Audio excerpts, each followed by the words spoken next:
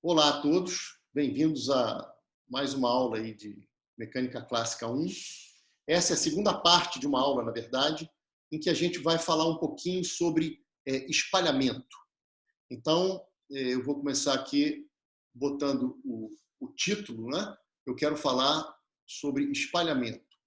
Então, agora, embora eu vou falar de lei do inverso do quadrado, imaginem que eu tenho uma força repulsiva, por exemplo, uma carga positiva espalhando por outra carga positiva. Então, eu vou tentar fazer um desenho aqui para vocês.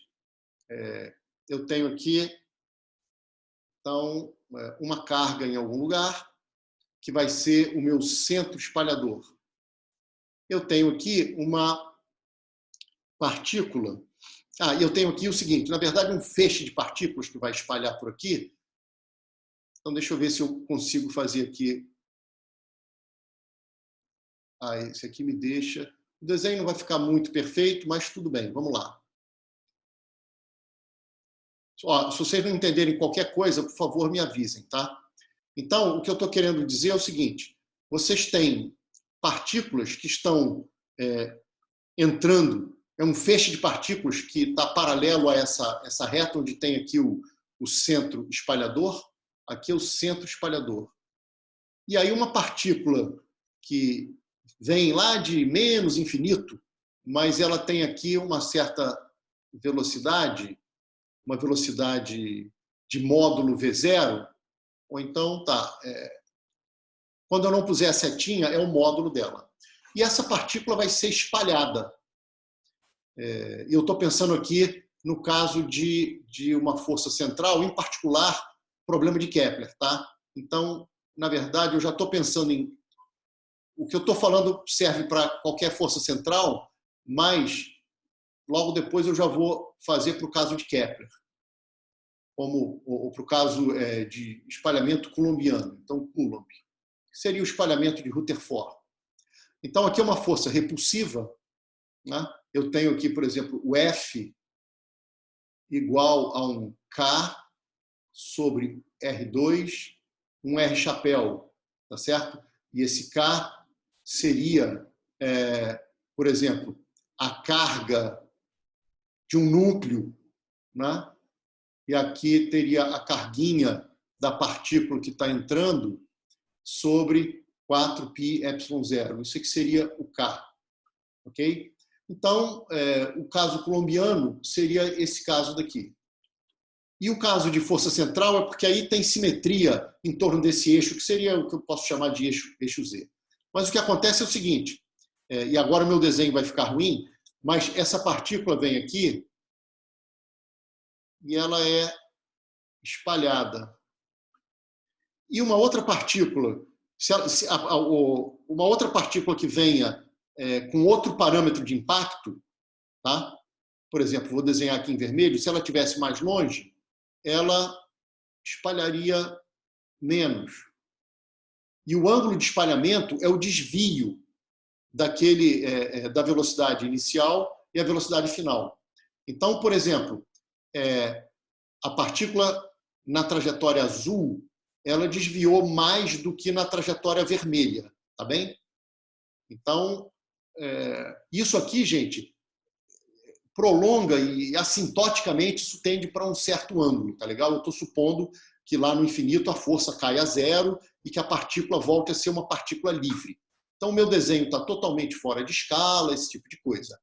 Uma outra coisa que vai ser importante é o seguinte, eu vou desenhar aqui a partícula numa certa posição e ela vai ter, por exemplo, um vetor posição aqui. Tá? E quando ela se encontra nessa posição,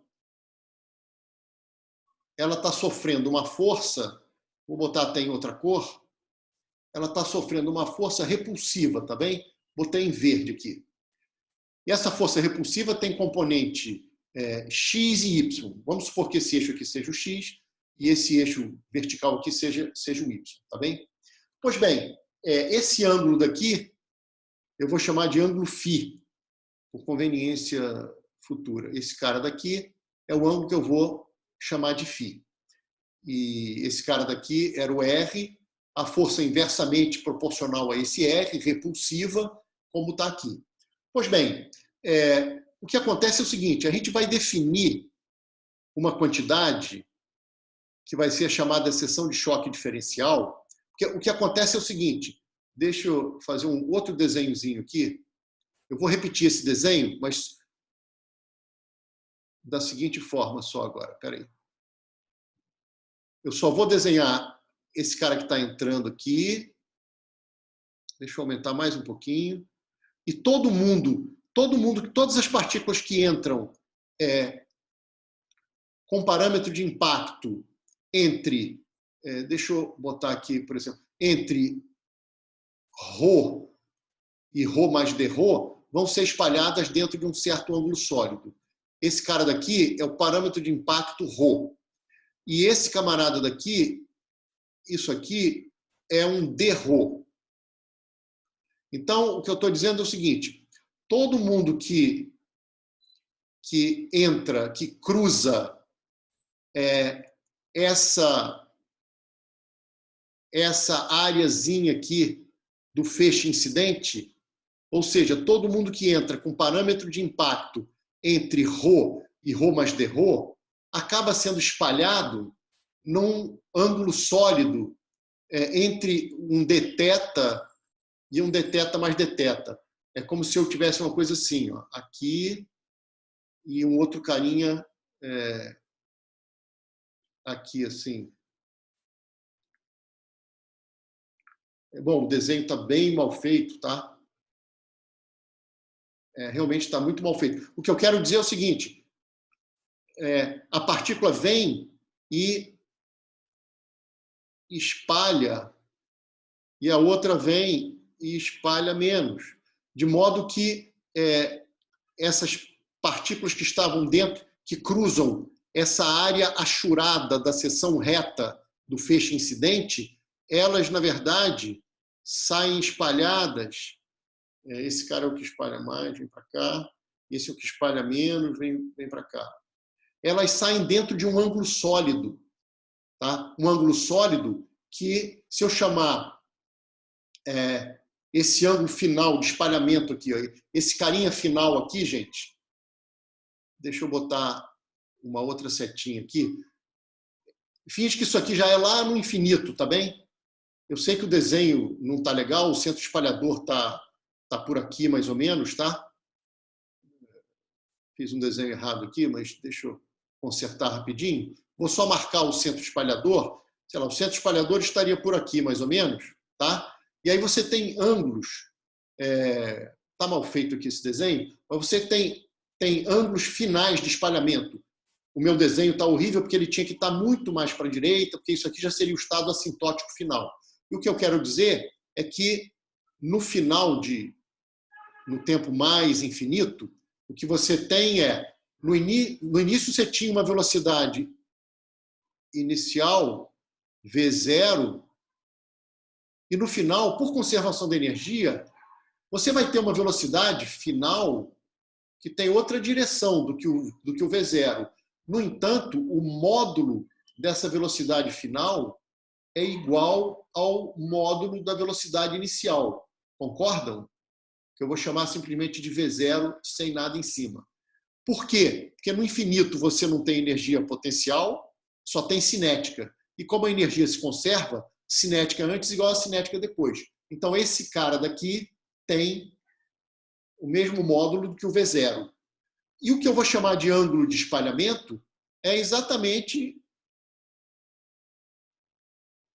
esse ângulo daqui. Ó. Esse ângulo eu vou chamar de θ de espalhamento. É um θ maiúsculo. Tá bom? Então, ficou ruim esse desenho, mas eu estou chamando de esse ângulo de θ. É um θ maiúsculo. Tá? Eu vou chamar só de θ e pronto. Bom, então, a gente vai definir uma quantidade que a gente vai chamar de d sigma, que vai ser o seguinte, esse d sigma é a chamada seção de choque diferencial, lá em torno do ângulo de espalhamento θ. E esse d sigma, ele é o seguinte, esse cara, ele é a área infinitesimal,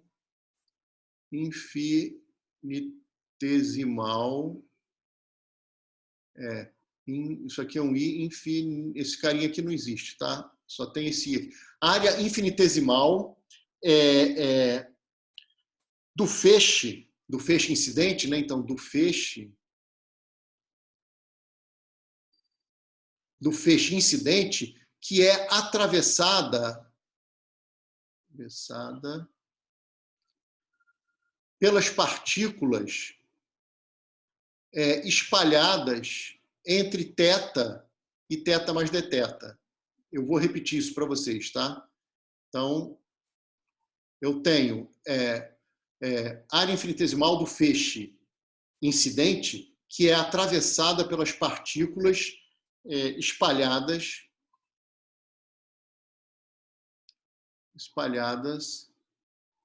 entre θ e θ mais dθ.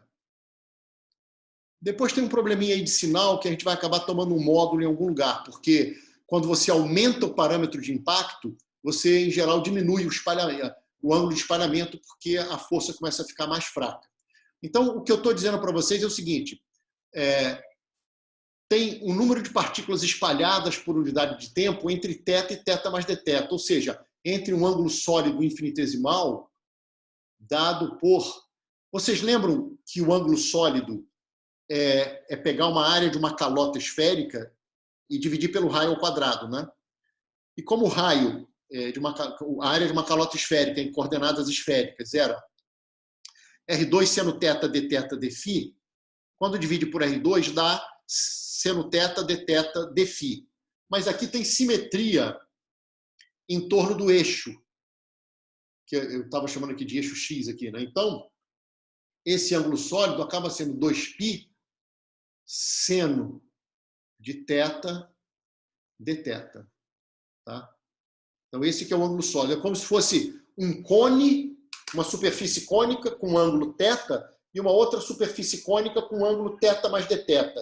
Quem tiver entre essas duas superfícies cônicas próximas está dentro de um ângulo sólido infinitesimal dado por essa expressão que está aqui. Esse aqui é o ângulo infinitesimal. E o que a gente chama de d sigma, que é a seção de choque infinitesimal, ela é a área, então tem dimensão de área, ela é a área infinitesimal do feixe. Área infinitesimal, eu teria que dizer aqui da seção reta, né? Então, peraí, aqui põe da seção, eu acho que eu falei, mas não escrevi. Da seção reta do feixe. Então, está aqui, ó. Eu tenho um feixe chegando, e aí eu tenho a seção reta desse feixe.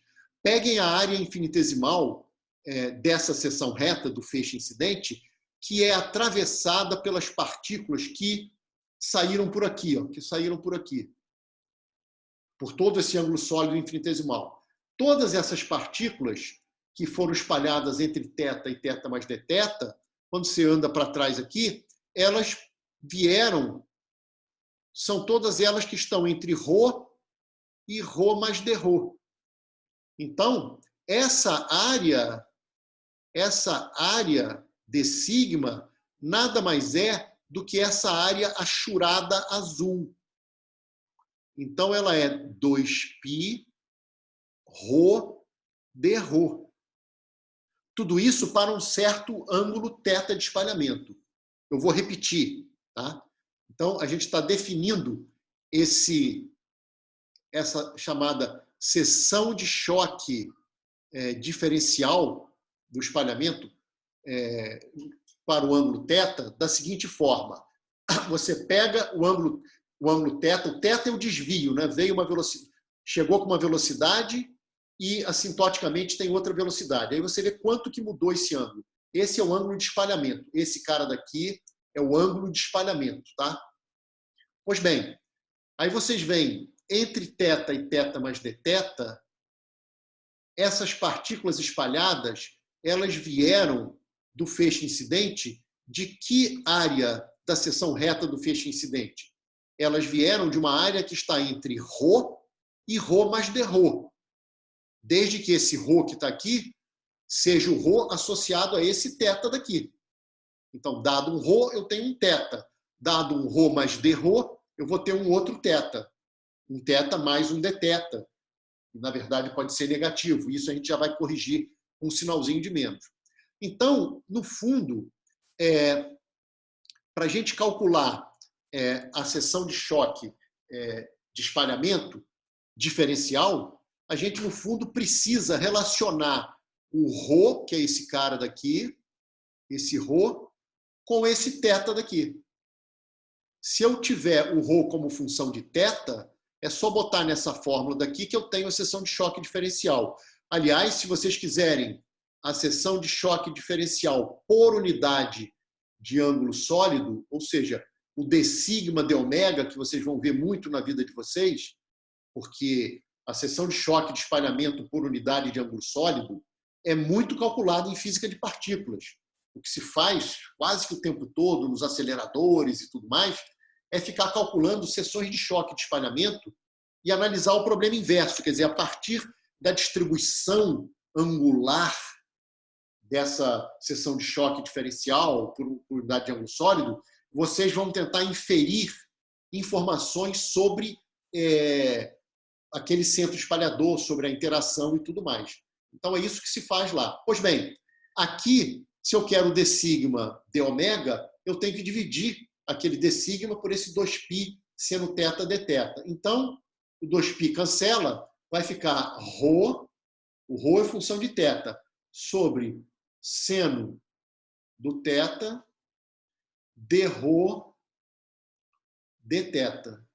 E aqui eu vou botar um módulo, porque, às vezes, em geral, o dρ dθ ele acaba sendo negativo, porque quando você aumenta ρ, você espalha menos, aí o θ fica menor. Então, esta é a definição de seção de choque diferencial por unidade de ângulo sólido. Então, isso aqui é o que a gente chama de seção de choque de espalhamento, né?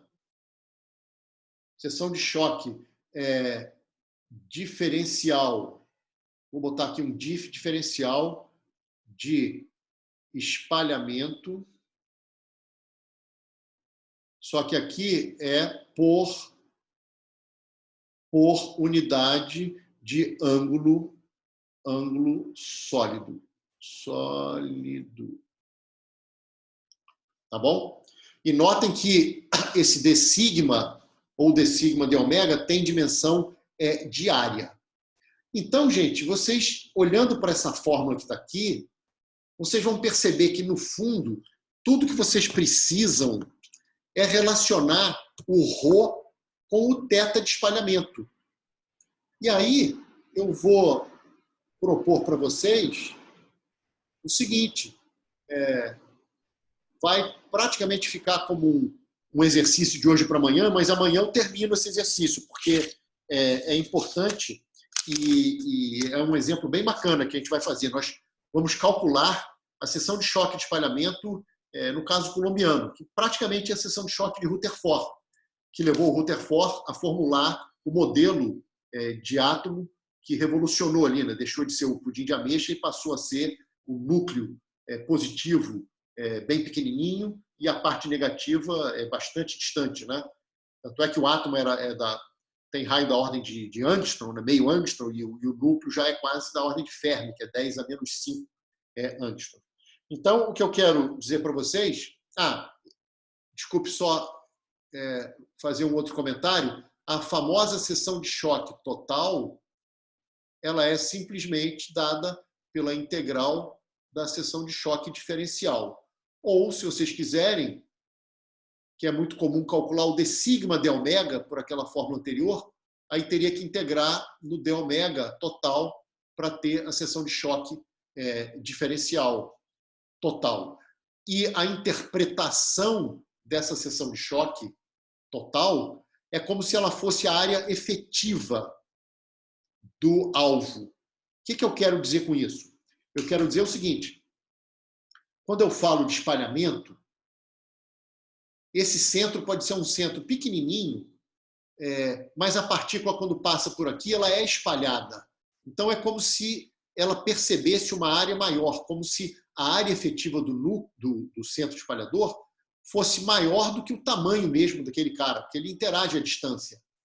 Então, a interpretação do sigma total acaba sendo a área da seção reta do feixe de todas as partículas que são espalhadas. Enquanto você tiver alguém sendo espalhado, você vai contar aquilo na sua seção de choque total. Então, no fundo, a seção de choque total, que é a integral dessa seção de choque diferencial, ela funciona como uma área efetiva do centro espalhador. Só para vocês terem uma ideia, vamos aqui para o nosso cantinho. Um dos exemplos da lista 8 é vocês fazerem o espalhamento, calcularem a seção de choque de espalhamento por uma esfera dura. Então, você tem bolinhas aqui, você tem bolinhas que vêm e batem aqui na esfera e se refletem, por hipótese com o espalhamento elástico. Então, se reflete com ângulo de incidência igual ao ângulo de reflexão e assim por diante. Então, você tem aqui, esse ângulo daqui seria, para esse parâmetro de impacto, esse ângulo seria o ângulo de espalhamento. E vocês podem calcular, deixo até como exercício já, isso vai estar na lista, mas deixo como exercício para amanhã, porque esse problema é bem rápido, para vocês calcularem essa seção de choque diferencial de espalhamento. Tudo bem que eu não quero que ninguém consiga me dizer quanto ela vale agora. No entanto, se vocês entenderam, deixa eu chamar esse cara de raio R, essa esfera tem raio R, tá? Rzão. Se vocês entenderam o que eu falei sobre seção de choque total, quem que vocês acham que é essa seção de choque total? Laura, tá na área aí? Eu tô assim, ixi. Ixi, qual é a pergunta? A pergunta é, eu dei a interpretação da seção de choque total, que é a integral da seção de choque diferencial, que vocês têm a expressão para ela e vão calcular, por exemplo, no caso colombiano, que é o ρ sobre o seno de θ, de ρ de θ. De θ é o ângulo de espalhamento. Mas eu dei uma interpretação para esse cara, porque como o d sigma tem a ver com a área infinitesimal da seção reta do feixe incidente das partículas espalhadas entre θ e θ mais dθ, quando eu integro em todo mundo, eu estou querendo ver a área da seção reta que é atravessada pelas partículas que são espalhadas. Então, no fundo, esse sigma total, ele é como se fosse a área efetiva daquele alvo. A partir de um ρ, se a partícula chegar com aquele parâmetro de impacto, se ela não for espalhada, isso não vai contar para a seção de choque total. Dito isso, quanto que você acha que vai ser a seção de choque total do espalhamento de partículas por uma esfera dura, em que as partículas são bolinhas que batem elasticamente? Repara que a partir de um certo valor de parâmetro de impacto, a partícula passa direto, concordam? Sim. Que isso é uma força de contato. Se você passar com o ρ acima de um valor, ela passa direto. Então, é como se o alvo visse, perdão, o feixe visse o alvo com um certo tamanho. Então, quem que você chutaria aqui como seção de choque total? Pera, eu confundi, tô confusa. Você disse da área efetiva, mas aí do espalhamento. Então, por exemplo, deixa eu fazer a pergunta de uma maneira mais objetiva. Se o ρ ele vai até está em R sobre 2, a partícula espalhada? Sim. Até R. 3R sobre 4, a partícula espalhada? Sim.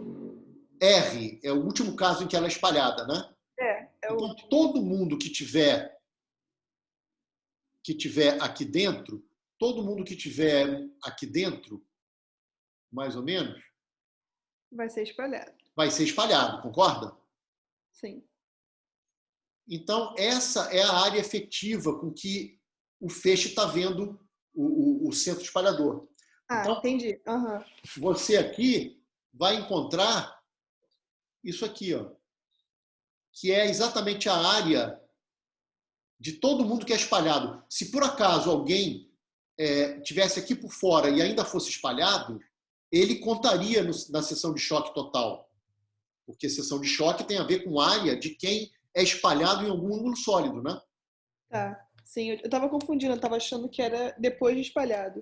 Tipo, Não, qual não. seria o A ângulo? área a área total de todo mundo que é espalhado, porque o cara infinitesimal quando você volta para cá, esse d sigma, que é a seção de choque diferencial, é a área de todas as partículas, é a área do feixe incidente, da seção reta do feixe incidente, de todas as partículas que foram espalhadas, não para qualquer lugar, mas sim para o θ, entre θ e θ mais dθ, onde o θ está associado com esse ρ. E aí você vai mudando esses anéisinhos aqui, vai mudando o parâmetro de impacto, vai continuando a ter espalhamento, mais, menos, até o momento que para de espalhar. Aí pronto, a seção de choque total é a área do feixe incidente, da seção reta do feixe incidente, das partículas que foram espalhadas em algum lugar. Se a partir de um certo parâmetro de impacto ela não é mais espalhada, isso aí já não conta mais na seção de choque total. Então, a seção de choque total tem essa interpretação. Só fazer um comentário interessante, porque já a gente vai parar. Se vocês forem para a mecânica quântica, um dos exercícios obrigatórios em espalhamento é fazer espalhamento por um poço tipo esférico, como se fosse uma esfera, entendeu? Só que lá, na hora de calcular a seção de choque total, quando vocês calculam, vocês vão encontrar um resultado maior do que πr2. πr2 é a seção reta dessa esfera, né? Por que vocês vão encontrar um resultado maior do que πr2? Porque, para a partícula, quem tem um ρ acima de R não é espalhado. Mas, em mecânica quântica, partículas são ondas. E aí você tem efeitos de difração. Então, mesmo partículas associadas ali com parâmetros de impacto, enfim, maiores ali, ainda vai ter difração, ainda vai ter espalhamento. Então, é natural esperar que o análogo desse problema em mecânica quântica, como existe o caráter ondulatório das partículas lá em mecânica quântica, o análogo do problema de esfera dura vai dar uma seção de choque total maior do que πr2. E agora, gente, só para terminar, para poder terminar em algum ponto e não ficar no meio de uma conta, vocês vão perceber o seguinte: tudo que precisamos, né, para calcular a seção de choque, então, tudo que precisamos é obter ρ como função de θ.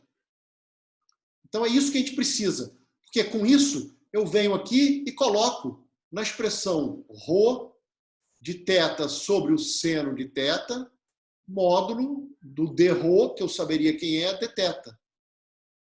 Então, no fundo, tudo que vocês precisam é isso. E uma maneira bem simples, e essa é a maneira mais simples que eu já vi, é o seguinte: você tem esse cara que acabou se espalhando, esse cara daqui é a velocidade final, e aí a velocidade final, reparem o seguinte, ela, está aqui o V final, reparem que o ângulo de espalhamento aqui era esse daqui, né? Desculpe a bagunça, esse é o ângulo de espalhamento. Se eu pego o módulo dela, o V final em Y, a componente Y do V final, é pegar o módulo do V final, que é igual ao V0, vezes seno do ângulo do espalhamento. Concordam comigo? O V final é essa seta vermelha. o VY final é pegar hipotenusa vezes o seno do ângulo do espalhamento. E aí eu posso simplesmente usar a segunda lei de Newton para calcular quem é esse VY final. É só eu pegar mdVydt igual ao componente y da força. Mas a componente y da força, num momento genérico, é só pegar aqui a força e projetar multiplicando pelo seno de φ. Então, você aqui vai escrever que esse cara é o K sobre R2 seno de φ. E aí você tem que fazer uma integral que você vai integrar em dvy desde zero, que vinha só com Vx, até o V final em Y, que você sabe que é V0 seno do θ de espalhamento, e do lado direito você tem esse cara daqui. Você vai ter K sobre R2 seno de φ dt, né? Só que isso é desde menos infinito, assintoticamente no passado remoto, até mais infinito. Aí vocês falam, ih, ferrou, apareceu tempo na história de novo, né? E aí a gente vai fazer um truque, que é o truque de trocar esse dt por dφ sobre φ ponto. E o φ ponto é L sobre mR2. E aí fica tudo trivial e vocês obtêm uma resposta que vão conseguir relacionar o θ com o